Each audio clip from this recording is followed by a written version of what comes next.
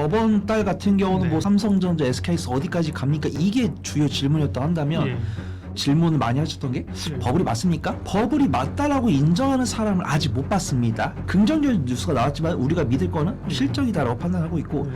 삼성전자 같은 경우는 단기 박스권 이탈을 안 했습니다. 근데 SK하이닉스 같은 경우는 이제 21선 회복하려 만약에 기록이기 때문에 저는 만약에 삼성전자나 SK하이닉스 그다음 그 아랫단에 있는 뭐 장비라든가 뭐 기판, 소부장 이런 종목들은 지금 한 2주 정도 지난 것 같은데 엄청난 일들이 또 실적 발표하면서 젠슨왕이 모든 AI 버블론의 근거들을 김영. 일축을 시켰죠. 그러니까 제미나이가 이제 올해 한 여름부터는 오픈 AI 그 챗GPT를 역전하기 시작했습니다. 미국에서는 이미 월등한 성능이 나오면서 AI에 대한 투자 의구심은 없어졌어요. 갑자기 버블론이 없어지고 뭐가 논쟁이 됐냐면 CPU가 기능을 많이 했다더라. 삼성전자 하이닉스는 그동안 열심히 쉬었죠. 하이닉스도 60만 전자 돌파를 아주 가볍게 했다가 지금 또 50만 원 초반대까지 밀려있는 상황인데 그래도 왜 다시 봐야 되냐.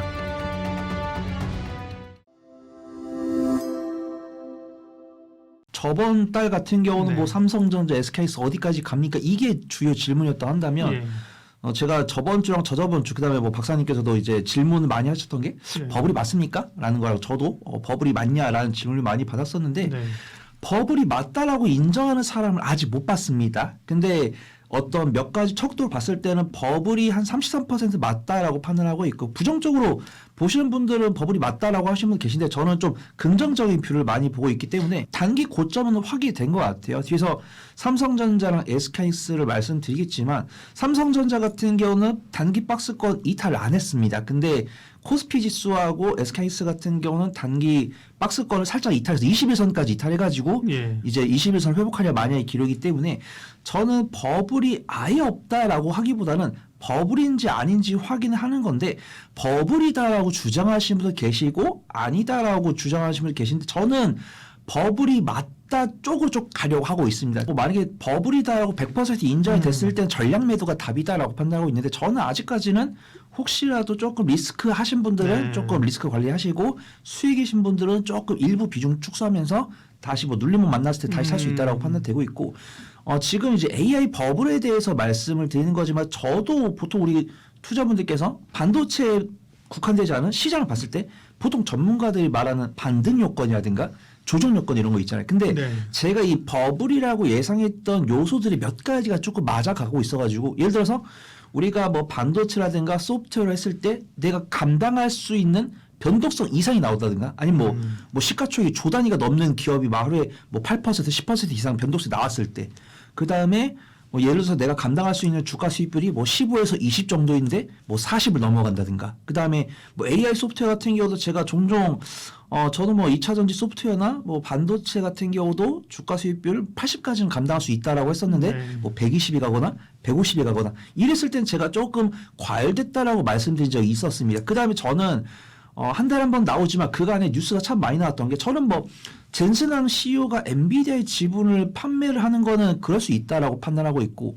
그 관련자들이 뭐 이사라든가 뭐 상무라든가 이런 분들이 뭐 팔 수 있다고 봤는데 요거는 조금 걱정되더라고요. 그 다음에 아마존이나 이런 기업들 실적 발표했을 때 뭐 매출은 뭐 50에서 100% 증가했는데 오히려 뭐 데이터 센터 쪽에서 뭐 5%, 10% 그러면 사람들이 나는 100원을 투자를 했는데 뭐 10원밖에 수익을 못 봤네. 우리가 기대한 것 뭐 주가는 100% 올랐는데 뭐 실적은 10% 나왔으면 이건 버블이다라고 할 수 있는 부분들이고 그 다음에 헤지 펀드 분들이 좀 매도를 하더라고요. 보니까 제가 헤지 펀드가 매도를 한 게 한 3-4건이 넘는데 제가 캡처해온 거는 뭐 브리지워터 어소시에이즈의 세계 최대 헤지 펀드사가 팔지 말라고 말을 해놓고 자기들은 판 거.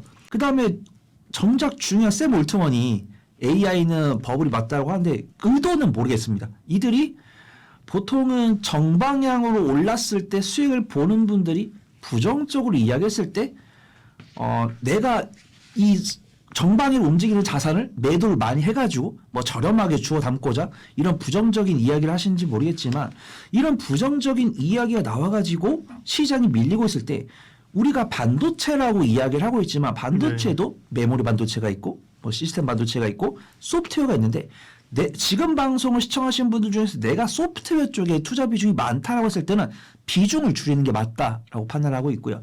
뭐 메모리 반도체라든가 시스템 반도체 중에서도 내가 보유한 종목이 주가 수익률이 10이 안 되는 종목을 갖고 있을 때 오히려 이런 기회가 저가 매수해가지고 비중을 더 키울 수 있는 그런 기회가 아닌가 그렇게 좀 생각을 하고 있습니다. 지금도 저는 이 영상을 시청하시는 구독자분들도 약간 체크리스트를 적어놓고 몇 개나 체크되고 있냐라고 했을 때 저는 약간 과열이다라고 보는 시그널이 한 10개 정도 됐을 때는 불이 한 3개 정도 들어왔다라고 제가 그래서 33%라고 말씀드리는 거고 보수적으로 보시는 분들은 저는 지금도 보고 있는 게 우리가 빅테크라고 하면은 뭐 아마존이라든가 뭐 MS라든가 알파벳 아니면 뭐 알리바바 이런 종목들이 있는데 아직 모든 기업들이 다 100기를 든 게 아니고 일부 종목이 투자한 거 대비 실적이 좀 모자르다라고 이야기를 했었고 어떤 투자를 위해서 지분을 줄이고 있다. 이런 뉴스가 나왔기 때문에 저는 한 33%다라고 판단하고 있고 중요한 건 우리는 하드웨어 쪽에 관심을 두고 있는데 지금도 메모리 인도 가격이라든가 그다음에 삼성전자에서 만들고 있는 DDR5 랩이라든가 SK하이닉스에서 만들고 있는 HBM4 같은 경우도 2026년치까지 다 판매가 됐고 그다음에 엔비디아에서 만들고 있는 GPU 같은 경우도 2026년까지 완판이 됐기 때문에 과연 언제 이 사이클이 끝날 거다라고 확정은 못하겠지만 투자는 이제 투자자 심리가 가미가 된 거기 때문에 그거에 대한 리스크는 좀 보여준다라고 판단되고 있고 엔비디아에서 만들고 있는 H200이 저는 요즘 또 트럼프 대통령이 오늘이 이제 월요일인데 우크라이나 재건 관련 종목들이 강세를 보였단 그렇죠. 말이죠. 예. 그런데 트럼프 대통령이 일부러 그러는 건지 반도체 수출 못하겠다라고 하더니 H200 중국 수출 허용 검토 단계다라고 했고 그다음 우크라이나 재건 관련해서도 이제 우크라이나 쪽이 좀 우호적인 그런 스탠스를 취하고 있었는데 우크라이나가 미국이 준 도움에 대해서 고맙게 여기지 않는 것 같다고 판단되면서 저 트럼프 대통령이 왜 이러는지 모르겠습니다. 그래서 확정된 것도 아닌데 뭐 확정된 것도 아닌데 예. 긍정적인 뉴스가 나왔지만 우리가 믿을 거는 실적이다라고 판단하고 있고 네. 엔비디아가 작년까지만 해도 퍼가 200가량 됐었는데 지금 50 정도. 그다음에 뭐 마이크론 같은 경우도 25, AMD 같은 경우도 한 30대. 그다음에 삼성전자가 지금 11 정도. 그다음 SK하이닉스가 60만 원 넘어갔을 때가 12월 선행포가 11 정도 됐었는데 지금 또 56만 원까지 조정을 나오다 보니까 지금 12월 선행포가 뭐 8, 9 정도 됐었는데 저는 만약에 앞에 서두에서도 말씀드렸지만 뭐 소프트웨어, 뭐 솔트룩스나 이런 종목들, 뭐 코난 테크놀로지 이런 종목들을 보유하신 분들은 변동성이 크니까 조금 긴밀하게 대응하는 게 맞다고 판단되고 있지만 삼성전자나 SK하이닉스, 그다음 그 아랫단에 있는 뭐 장비라든가 뭐 기판, 소부장 이런 종목들은 실적이 나오는 종목들을 보유하고 있다고 할 때는 너무 염려하실 필요는 없어 보인다. 그렇게 좀 판단하고 있습니다. 지금 이제 한 2주 정도 지난 것 같은데 여기 나와서 지금 벌써 또 그 사이에 엄청난 일들이 또 벌어졌어요. 네. 그러니까 보면 AI 버블론도 다시 재부각됐다가 11월 한 15일 그때 제가 출연 이후부터 또 조정을 좀 많이 받기 시작했고요. 네. 그다음에 이제 엔비디아 엔비디아 실적 호실적 발표도 있었고. 잘 나왔고 실적 발표하면서 젠슨왕이 그동안 이제 나왔던 모든 AI 버블론의 근거들을 일축을 시켰죠. 그러니까 네, 마이클 버리도 이제 이상한 소리 하지 말아라. 뭐 이제 그러면서 솔드아웃이다, 우리 제품 없다, 못 판다. 그리고 감가상각도 그러니까 원래 근데 사실은 감가상각은 회사 CEO의 고유 권한이거든요, 사실은. 근데 회계상으로는 6년 써도 이상이 없더라. 우리 지금 A100 IT 쓰고 있다. 고객들이 뭐 이런 얘기도 이제 해주면서 이제 여러 가지 그러고 나서 급반등이 나왔죠, 우리 시장은. 근데 또 재밌는 건 그 사이에 미국은 그 다음날 그날 저녁에 바로 본장 열려서 시간에 엄청 올랐다가 다 빠지는. 맞아요. 네, 오히려 이제 뭐 엔비디아가 5%인가 상승했다가 마이너스 2%로 끝나는 별의별 꼬투리를 이제 다 잡기 시작해서 이제 어제는 또 엔비디아에서 또 성명서를 그 주주에게 보내는 서한을 또 보냈죠. 그러게요. 지금 재고 문제부터 시작해서 시장에서 논란을 하고 있는 것들에 대한 해명을 쭉 내보냈는데. 그러니까 이제 1등 기업이 그렇게 해명하니까 뭐 진짜 좀 뭐가 있는 거 아니야 이렇게 또 거꾸로 생각하시는 분들도 있어요. 한번 일심의 눈초리가 가면 그죠. 네. 근데 이제 제미나이 3.0이 나와서 이제 되게 잘 만들었다, 좋다, 기능이 좋구나 막 이러면서 이제 제미나이가 이제 올해 한 여름부터는 오픈 AI 그 챗GPT를 역전하기 시작했습니다. 미국에서는 이미. 아 그래요. 네, 그래서 재미는 역전했다는 건 뭐 사용자 수나 뭐 이런 게 예, 검색이나. 예. 미국 사람들은 제미나이를 더 많이 쓴다. 뭐 이런 얘기가 이제 이미 여름부터 돌았는데 네. 3.0이 나오면서 아예 그냥 못을 박은 거죠. 그리고 제미나이는 이제 재밌는 게 좋은 게 뭐냐면 강점이 오픈 AI는 우리 지금 한 2만 얼마 이렇게 내고 쓰는데 네. 그거 챗GPT 하나밖에 못 쓰잖아요. 그렇죠. 근데 구글은 패키지가 됩니다. 또 뭘 쓸 수 있어요? 워크스페이스라는 거를 이제 신청을 하면 예. 여러 가지 기능을 다 쓰는데 거기에 그리고 이제 스토리지 있잖아요. 지금 만약에 이제 지금 애플 안 쓰시고 삼성폰 쓰시는 분들은 네. 안드로이드잖아요. 그렇죠. 그러면 이제 구글에 내가 사진을 찍으면 자동으로 구글 그 드라이브, 클라우드에 이제 클라우드. 올라가 있거든요. 네, 그러면서 이제 뭐 편집도 해주고 중간중간에 뭐 추억 사진도 보내주고 막 이러는데 항상 그 보내주는 이유가 뭐냐면 스토리지를 구매하라는 겁니다. 너한테 기본 용량은 이거밖에 안 주니까 부족하면 돈을 더 내라. 근데 이제 대부분 안 하시죠. 근데 이제 네. 워크스페이스를 신청하면 그 스토리지를 이제 제일 싼 게 6불 30센트 월에. 그러면 1년 약정입니다. 6불 30센트면 한 우리나라 돈으로 한 9천 원 조금 안 될 거예요. 막 9천 원 정도. 근데 그걸 내면 제미나이를 다 쓸 수 있고요. 예, 기본적인 내용을 다 쓸 수 있고 거기에 이제 스토리지 한 30기가바이트를 줍니다. 그러니까 이제 이렇게 패키지를 묶어놨어요. 그러니까 이제 그러면 소비자가 접근하기 조금 더 편하다라는 게 이제 장점인데 이제 지금 최근에 이제 네이버도 뭐 그렇게 해서 넷플릭스랑 엮으면서 좀 잘 하고 있잖아요. 네. 근데 이제 이게 월등한 성능이 나오면서 AI에 대한 투자 의구심은 없어졌어요. 갑자기 버블론이 없어지고 뭐가 논쟁이 됐냐면 TPU가 기능을 많이 했다더라. 그러면 자체 이제 구글의 칩인데 네. TPU는 이미 개발된 지 오래됐습니다. 한 2018년부터인가 개발한 걸로 알고 있는데 계속 버전업으로 시키고 있죠. 근데 그럼 구글이 엔비디아 거를 안 샀었냐? 엔비디아 거 엄청 샀습니다. 근데 거기에 자기 TPU도 같이 이제 접목을 시킨 건데 그러고 나니까 이제 TPU도 팔겠다 자기들이. 그래 나선 거죠. 그 노하우도 팔겠다. 근데 메타가 또 손을 들었어요. 이렇게. 그러니까 네. 네, 이제 그런 기사가 나오니까 갑자기 또 엔비디아 젠슨왕이 우리 게 그래도 더 좋아. 그러니까 또 그런 얘기를 했죠. 근데 역할이 좀 다르긴 한데 TPU랑. 근데 이제 중요한 거는 그것 때문에 어제 미국 시장에서 엔비디아랑 AMD는 빠지고 나머진 다 오르고. 나머진 다 뭐 올라가는 그런 형태가 나왔습니다. 그래서 이게 뭐랑 똑같냐면 예전에 삼성전자 하이닉스 HBM 얘기 한참 나왔을 때 네. 삼성이 HBM 이제 3 나온대 그러면 하이닉스가 빠지고 또 실패했대 그럼 하이닉스가 올라가고 약간 삼성전자 하이닉스가 방향을 좀 다르게 움직이던 때가 있었거든요. 그거랑 약간 비슷한 결인데 전체 시장이 커지는 건 생각 안 하고 지금 당장 파일을 일부 TPU가 대체한다 하더라도 엔비디아는 지금 뭘 하냐면 그래서 중국과 같이 중국에다가 H200 팔려고 지금 노력하고 있고 한국, 사우디 이제 새로운 시장을 막 개척하려고 하고 있죠. 근데 이제 이런 것들이 이 엔비디아가 혼자 독주하는 게 아니라 엔비디아는 그러니까 파운데이션 역할을 해주는 건데 이 젠슨왕도 알겠죠.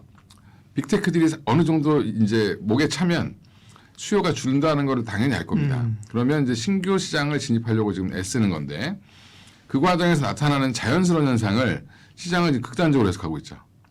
그러면 TPU를 쓰면 엔비디아 안 쓰겠네? 이런 식으로 생각을 한다. 그러니까 왜냐하면 그게 이제 문과생들의 이제 한계인데, 예. 그러니까 젠슨왕이 웃는 거죠. 전력이 80%밖에 안 된다. 뭐 이런 얘기 기사들이 자극적으로 쓰는데 우리나라 지금 그 퓨리오사 AI에서 만든 것도요. 전력은 80%밖에 안 써. 80% 이상 절감됩니다. 엔비디아보다. 그러니까 MPU의 개념이거든요. 그거는 좀 다른데. 우리나라는 걱정할 게 없는데 괜히 하이닉스만 약해졌죠. 엔비디아의 비중이 높다는 이유로. 네. 예. 그래서 초등학생적인 생각이다. 지금 하이닉스 같은 경우는 빠질 때 사야 된다. 이게 제 결론이고요. 그리고 또 재밌는 게 또 그 사이에 뭐가 있었냐면 미국 정부에서 제네시스 미션이라는 걸 발표했어요. 어제 기사로 나왔는데 24일에 발표했는데 이게 정부 주도로 AI 투자를 계속 확대하겠다라는 기조인데 재밌는 건 거기 핵심은 에너지입니다. 에너지 부서가 에너지부 장관이 메인이에요. 그럼 정부가 뭐 칩을 설계할 것도 아니고 그렇죠. 뭐 규제 완화 이런 거 좀 해주고 전력망을 어떻게 하면 효율적으로 만들 것이냐. 그다음에 전기 공부를 어떻게 하면 잘해줄 것이냐. 그럼 결국엔 AI는 전기라는 거죠. 그러니까 지금 재미있는 현상이 중국은 전기는 남아도는데 칩이 없고 미국은 칩은 남아도는데 전기가 없다. 그래서 지금 전력망을 재구축하는데 아마 애를 쓸 겁니다. 그래서 오늘 뭐 원전주들도 막 뜨고 하는 이유가 거기에 있는 것 같은데, 근데 제가 이걸 왜 반도체에서 말씀드리냐면 반도체 그 AI 버블로는 의미가 없다. 어차피 돈 없으면 정부가 돈을 줘서라도 끌고 가야 되는 지금 경쟁이 벌어진 거죠. 그러니까 어떤 분들이 이제 군비 경쟁이라고. 그 기사 리포트가 있었죠. 예. 중국보다 내가 한 단계 위에 계속 있어야 되기 때문에 그 부분에 대해서 이제 그런 것들을 좀 확인해 줬다라고 보시면 되고요. 국내에 이제 돌아오면 이제 전체 지금 미국 시장의 흐름이라든지 글로벌에는 이런 이제 이슈가 있었는데 삼성전자 하이닉스는 그동안 열심히 쉬었죠. 삼성전자 11만 원 돌파 이후에 이제 다시 또 이제 10만 전자를 내줬고 밑으로 빠졌다가 다시 올라오고 이제 왔다 갔다 하고 있고요. 하이닉스도 60만 전자 돌파를 아주 가볍게 했다가 지금 또 50만 원 초반대까지 밀려 있는 상황인데 그래도 왜 다시 봐야 되냐? 갖고 있는 분들은 그냥 들고 계시고 안 갖고 계신 분들은 이제 막 4,000포인트 왔다고 막 들어오신 분들 있잖아요. 이제 주식 시장에. 그분들이 뭐 사셨을까요? 삼성전자 하이닉스 사셨겠죠. 그렇겠죠. 네. 네. 더 사셔야 된다. 그러니까 처음에 초보니까 아마 조금 사셨을 거예요. 그렇죠. 그리고 빠지니까 쫄고 있죠. 지금. 네. 네. 계속 사서 모아야 된다. 그 이유를 말씀드리면 이제 디램 판매 방식이 바뀝니다. 그러니까 디램을 어떻게 팔았는지 대부분 사람들이 모르죠. 대리점 통해서 팔았나요? 직거래를 했죠. 이제 직거래 보통 물량의 90%는 그냥 업체랑 했는데. B2B로 계약서를 쓰고 단가를 정해서 했습니다. 근데 가격을 어떻게 정했냐면 한 달 단위로 정했어요. 고정거래가로. 고정거래가를 한 달 단위로 재계약을 예. 했습니다. 근데 물량도 그렇고. 근데 이제 중요한 거는 이제 이게 1년 단위로 바뀐다. 가격이 중요한 게 아니라 물량이 중요합니다. 물량을 정해놓으면 내가 캐파가 얼마가 더 필요한지 계산이 되죠. 만약에 샤오미가 뭐 디램을 뭐 한 100만 장 사간다. 1년 동안 100만 장을 내가 사가겠다라고 계약을 하고 네. 그럼 각 고객사마다 이제 총량이 나올 거 아니에요. 네. 근데 지금 현재 캐파랑 더해서 납기를 계산해 보면 부족한 양이 나오죠. 그럼 그것만 증설하면 되죠. 그러니까. 오바 캐파가 나올 가능성이 없다. 그럼 되게 효율적으로 운영이 된다라는 거거든요. 그러니까 HBM 같은 경우가 지금 SK하이닉스가 연간 단위로 계약을 하잖아요. 지금 엔비디아랑. 이제 그것처럼 디램과 랜드도 그런 방향으로 갈 수밖에 없다. 그렇게 지금 그렇게 가고 있는데 그래서 삼성전자가 최근에 그래서 10월 달에 뭐 계약을 안 했다는 뭐 이런 얘기가 자꾸 나오는 게 거기에 있습니다. 그래서 아마 조만간에 4분기 실적 발표할 무렵 되면 그게 공식화돼서 나올 겁니다. 그래서 우린 26년 지금 현재 지금 업계에 알려진 거는 26년 거는 얼추 다 지금 끝난 것 같고 27년 거 뭐 얘기한다는 얘기가 있습니다. 그러면 그래서 요즘에 소부장이 잘 못 가고 특히 이제 그 소재 쪽 뭐 이런 거 가는데 장비 쪽이 잘 못 가죠. 장비가 급등한 이후에 쉬고 있는 이유가 증설이 생각보다 안 나올 것 같은데 이제 이게 물량을 내가 예측할 수 있다라는 것 자체가 네. 가격의 변동성을 줄이겠죠. 네, 그리고 이제 무슨 일을 하냐면 내가 만약에 100만 개가 필요해서 100만 개를 주문했는데 계약을 했는데 10만 개가 더 필요해.